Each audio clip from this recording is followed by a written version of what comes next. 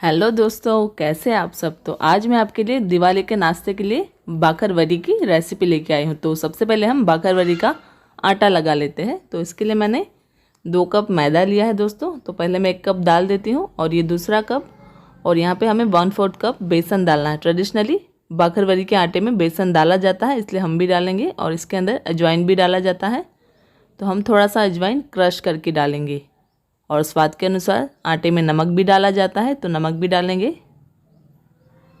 और अब हम मोइन डालेंगे। तो यहाँ पे मैंने जो हम सब्जी बनाते हैं ना चम्मच से, वो बड़ा वाला चम्मच मैंने 2 बड़े के तेल लिया है, यानी कि 2 बड़े चम्मच तेल लिया है मैंने मोइन के लिए। तो अब हम आटे और ऑयल को अच्छे से मिक्स कर देते हैं, ताकि सभी आटे में ऑयल अच्छे से मिक्स हो जाए और जो हमारी बाकरवड़ी है एकदम क्रिस्पी और क्रंची बने। तो हम इसको अच्छे से मिक्स कर देते हैं पहले। तो आप देख सकते हैं मुट्ठी बन रही है, यानी कि हमने जो मोइन है वो एकदम परफेक्ट डाला है। इससे ज़्यादा हमें मोइन नहीं डालना है, नहीं तो फिर बाकरवड़ी एकदम सौगी बन जाएंगी। तो अब हम थोड़ा थोड़ा पानी डाल के इसका एक आटा लगा देते हैं, यानी कि बहुत ज़्यादा यानी कि कड़क भी नहीं और बहुत ज़्यादा मुलायम भी नहीं। हमें एकदम सेमी सॉफ्ट डो लगाना है इसका, ताकि बाकरवड़ी अच्छे से हमारी बन पाए। तो थोड़ा थोड़ा ही पानी डालना है हमें पहले, नहीं तो फिर बहुत गीला हो जाएगा आटा। और अभी तक चैनल पर अगर नए आए हो और सब्सक्राइब नहीं किया तो प्लीज़ चैनल को सब्सक्राइब ज़रूर करना। तो यहाँ पे हम इसका फटाफट आटा लगा देते हैं।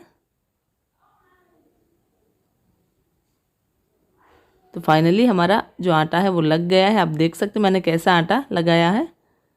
तो अब हम इसको ढक कर रख देते हैं जब तक हम इसके मसाले बनाते हैं, करीब 10 से 15 मिनट तक। तो इसको साइड में रखते हैं। और अब हम इसके जो मसाले आते हैं बाकरवड़ी के अंदर जो स्टफ़ किया हुआ होता है वो, तो इसके अंदर मैंने 2 चम्मच सौंफ डाली है, 2 चम्मच सफ़ेद तिल, और यहाँ पे 1 चम्मच भर के मैंने काला मिरी डाला है, यानी कि काली मिर्च। और अब हम इसके अंदर डालेंगे ये जो धनिया होता है ना सूखा वाला, ये मैंने 2 चम्मच डाला है। ये भी सभी चीज़ें मैंने 2-2 चम्मच डाली है। और अब हम इसके अंदर 1 चम्मच ही सिर्फ जीरा डालना है हमें। और ये डेजिकेटेड कोकोनट है, अगर आपके पास कोपरे का जो गोला होता है वो भी आप घिस के डाल सकते हैं। ये जो कोकोनट है वो थोड़ा ज़्यादा डालना है हमें। और अब हम इसको अच्छे से भून लेते हैं तवे के अंदर। तो सभी चीज़ें पहले मिक्स करके हम इसको तवे में भून लेते हैं। तो यहाँ पे मैंने इसको अच्छे से भून लिया है। अब मैं इसको एक बार मिक्स करके ठंडा होने देती हूँ, बाद में हम इसको पीसेंगे मिक्सी जार में। तो ये अब अच्छे से ठंडा हो गया है। तो अब हम मिक्सी जार में इसको डाल देते हैं। और कुछ और भी मसाले हैं तो वो भी हम डाल देते हैं इसके अंदर ही। तो सबसे पहले हम इसके अंदर हल्दी पाउडर डालेंगे। तो ये आधी छोटी चम्मच हल्दी पाउडर है, और ये 1.5 चम्मच मैंने लाल मिर्ची पाउडर डाला है, और ये आधी चम्मच धनिया जीरा पाउडर, और ये गरम मसाला है। और अब मैं 1/4 कप शुगर डाली है मैंने, क्योंकि बाकरवड़ी खट्टी मीठी होती है। और अब मैं लास्ट में इसके अंदर स्वाद के अनुसार थोड़ा सा नमक डाल देती हूँ। तो नमक भी मैंने डाल दिया है। तो अब हम इसको अच्छे से दरदरा सा पीस लेते हैं पल्स मोड पे। तो आप देख सकते हैं दरदरा सा मैंने इसको पीसा है, बहुत ज़्यादा फाइन पाउडर नहीं बनाना है। तो अब हम इसको एक प्लेट में ट्रांसफ़र कर देते हैं। तो अभी हम इसकी कोई ज़रूरत नहीं है, अभी हम इसको साइड में रख देते हैं मसाले को भी। और इसके साथ हम इमली की चटनी भी चाहिए होती है, तो ये इमली की चटनी भी तैयार है। तो अब हमने जो आटा लगाया था वो एक बार चेक कर लेते हैं। तो ये भी अच्छे से सेट हो गया है दोस्तों। तो अब हम इसकी एक लोई लेंगे, तोड़ेंगे मीडियम साइज़ की। तो इसकी अब हमें रोटी बेलनी है। आप अपने हिसाब से मोटी या फिर यानी कि बड़ी या छोटी रोटी बेल सकते हैं। जितनी बड़ी आपको बाकरवड़ी चाहिए उतनी बड़ी या छोटी आप रोटी बेल सकते हैं। जितनी बड़ी रोटी बनाएंगे उतनी बड़ी ही बाकरवड़ी बन के तैयार होगी। तो यहाँ पे मैंने थोड़ा सा सूखा आटा लगा दिया है, क्योंकि प्लेटफॉर्म के ऊपर चिपक रहा है। और मैं प्लेटफॉर्म पे इसलिए बना रही हूँ कि जो चकला होता है वो थोड़ा छोटा होता है और रोटी हमें बड़ी साइज़ की चाहिए। तो अब हम इसको थोड़ा स्क्वायर शेप दे देते ताकि बाकरवड़ी बनाने में आसान रहे और रोल भी अच्छे से बन पाए। तो जो अनइवन हिस्सा है वो हम निकाल देते हैं चाकू से काट के। तो अब अच्छे से स्क्वायर शेप हो गया है। तो अब हमने जो इमली की चटनी लगाई थी यानी कि ली थी वो लगा देते हैं रोटी के ऊपर। तभी ये जो मसाला होता है ना वो चिपका रहेगा और तेल के अंदर खुलेगा नहीं। तो अब मैं सभी रोटी के ऊपर ये अच्छे से इमली की चटनी लगा देती हूँ। अच्छे से हमें चटनी लगानी है, तभी जो मसाला है ड्राई वाला वो अच्छे से चिपक जाएगा, नहीं तो फिर सूखा सूखा रह जाएगा तो तेल में खुल जाएगा और फिर मज़ा नहीं आएगा खाने में भी। तो अब ये जो मसाला है वो हम अच्छे से डाल देते हैं सभी कोने में। एक भी कोना हमें छोड़ना नहीं है, सभी कोने में अच्छे से मसाला फैलाना है, क्योंकि ये जो बाकरवड़ी है इसमें मसाले का ही टेस्ट होता है दोस्तों, नहीं तो फिर आटा आटा लगेगा या फिर मैदा मैदा लगेगा खाने में। तो मैंने थोड़ा सा हिस्सा कॉर्नर छोड़ दिए है, सभी कॉर्नर, क्योंकि हमें इसके ऊपर थोड़ा सा पानी भी लगाना है, तभी ये रोल है वो चिपक जाएगा। और फिर से थोड़ी सी इमली की चटनी डाल देती हूँ लास्ट में। और अब बेलन से हम मसाले को सेट कर देते हैं ताकि मसाला अच्छे से बेस पे चिपक जाए। तो आप देख सकते हैं अच्छे से मसाला हमने चिपका दिया है। और अब जो साइड बची है उसके ऊपर हम थोड़ा थोड़ा पानी लगा देते हैं ताकि जब भी हम रोल बनाएं तब ये खुल ना जाए। तो हमें एकदम टाइटली रोल बनाना है इसका। तो आप देख सकते हैं मैं इसका रोल कैसे बना रही हूँ। तो यहाँ पे हम इसी तरह इसको टाइटली रोल बना देते हैं इसका बाकरवड़ी का। और ये बाकरवड़ी आप महीनों तक स्टोर भी कर सकते हैं, क्योंकि हमने इसमें कोई भी गीला मसाला नहीं डाला है, इसलिए अच्छे से बिगड़ेगी भी नहीं, महीनों तक अच्छे से रह जाएंगी। और आप इसको सफ़र में भी ले जा सकते हैं। तो यहाँ पे हम फिर से इसको एक बार रोल कर देते हैं प्लेटफॉर्म पे। और ये जो अनइवन पार्ट है वो हम निकाल देते हैं चाकू से। तो दोनों तरफ से मैंने निकाल दिया है। तो अब हम ये जो बाकरवड़ी का रोल है इसको हम फ्रिज में रख देते हैं सेट करने के लिए। जब तक हम दूसरे रोल बनाते हैं तब तक ये भी सेट हो जाएगा। तो अभी मैं आपको बड़ी बाकरवड़ी बना के दिखाती हूँ। तो ये मैंने बड़ी सी रोटी बेली है और थोड़ी सी मोटी भी बेली है। तो अब हम इसके ऊपर भर भर के मसाला डालेंगे, तब ये जो बाज़ार में मिलती है ना बड़ी वाली बाकरवड़ी, वो हम बना रहे हैं। इसलिए मैंने बड़ा सा रोल यानी कि बड़ी सी रोटी बेली है और मसाला भी पूरा भर के डाला है। और इमली की चटनी भी थोड़ी ज़्यादा ही डाली है इसके अंदर। तो अब हम इसको भी अच्छे से सेट करके पानी थोड़ा लगा देते हैं कॉर्नर पे, ताकि ये खुल नहीं जाएगा इसलिए। तो अब हम इसका भी रोल बना देते हैं, जैसे पहले हमने बनाया इसी तरह हमें इसका भी रोल बनाना है। तो आप देख सकते हैं बड़ा सा रोल बनेगा ये, और बाकरवड़ी भी अच्छी खासी बड़ी बनेगी।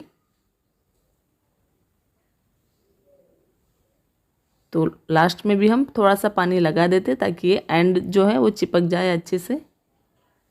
तो मैंने इसको अच्छे से रोल कर दिया है। और अब हम फिर से इसको प्लेटफॉर्म पे एक बार घुमा लेते हैं ताकि अच्छे से चिपक जाए और मसाला इवनली फैल जाए पूरा। तो इसके भी जो साइड्स है वो हम काट देते हैं। तो अब देख सकते हैं साइड कितना अच्छा लग रहा है बाकरवड़ी की तरह। इसको भी हम फ्राई कर देंगे, इसको भी वेस्ट नहीं करना है। तो अब हम ये रोल को भी फ्रिज में रख देते हैं। फ्रिज में रखने से अच्छे से कट जाता है, क्योंकि मसाला पूरा जम जाता है इसलिए। तो मैंने फ्रिज में से निकाल दिए, 4 रोल बना लिए थे मैंने।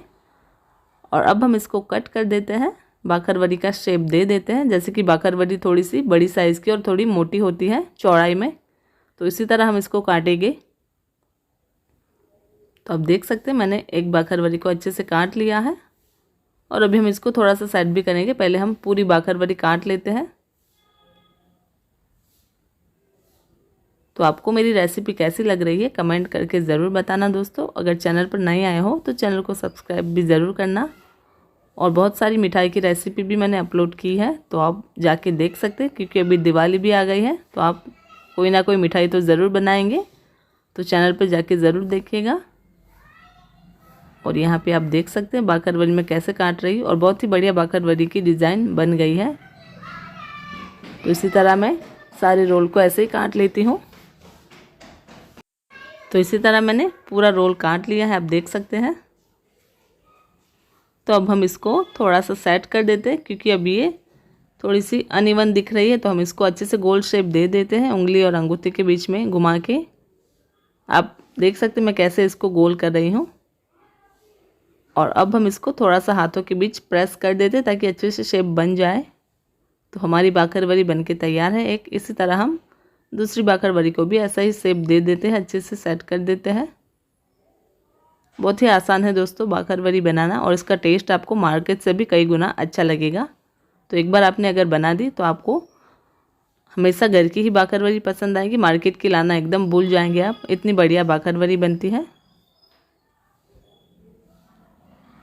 और ये बाकरवड़ी चाय के साथ बहुत ही बढ़िया लगती है। तो मैंने इसी तरह सारी बाकरवड़ी बन के तैयार कर दी है और इसको अब हम थोड़ी देर छोड़ देते हैं, करीब 15 मिनट के लिए ऐसे ही, तो थोड़ी ड्राई हो जाएंगी तो अच्छे से क्रिस्पी हो जाएंगी। तो यहाँ पे 15 मिनट हो गए हैं, तो अब मैं इसको फ्राई कर देती हूँ। तेल भी गर्म हो गया है और तेल को मैंने मीडियम ही गर्म रखा है, बहुत ज़्यादा नहीं गर्म रखा है। और अब हम एक एक करके सारी, यानी कि जितनी आएगी उतनी बाकरवड़ी हम डाल देते हैं कढ़ाई के अंदर और इसको हम अच्छे से गोल्डन ब्राउन होने तक फ्राई करेंगे, ताकि जो बाज़ार में मिलती है ना वैसा इसका टेस्ट आए। तो यहाँ पे मैं एक एक करके सारी बाकरवड़ी तेल के अंदर डाल दी है मैंने। और आप देखना बाकरवड़ी बिल्कुल भी तेल के अंदर नहीं खुलेंगी दोस्तों। तो एक बार हम इसको घुमा लेते हैं। तो आप देख ही सकते कि बाकरवड़ी बिल्कुल भी नहीं खुल रही, अगर खुलनी होती तो इस स्टेज पे खुल जाती, लेकिन नहीं खुली है। यानी कि हमारी जो बाकरवड़ी है एकदम परफेक्ट बनी है। तो अब हम इसको थोड़ा सा गोल्डन ब्राउन होने देते हैं, बहुत ज़्यादा भी नहीं करना, नहीं तो बहुत ही क्रिस्पी हो जाएंगी। तो अब हमारी जो बाकरवड़ी है वो अच्छे से गोल्डन ब्राउन हो गई है। तो अब हम इसको प्लेट में निकाल देते हैं। कलर भी बहुत ही बढ़िया चढ़ा है इसके ऊपर। तो सारी बाकरवड़ी में प्लेट के अंदर निकाल देती हूँ और जैसे ये ठंडी हो जाएंगी वैसे और भी क्रिस्पी हो जाएंगी दोस्तों। तो मैंने सारी बाकरवड़ी को निकाल दिया है। तो इसी तरह जो दूसरी बची बाकरवड़ी थी उसको भी हम इसी तरह फ्राई कर देते हैं एक एक करके।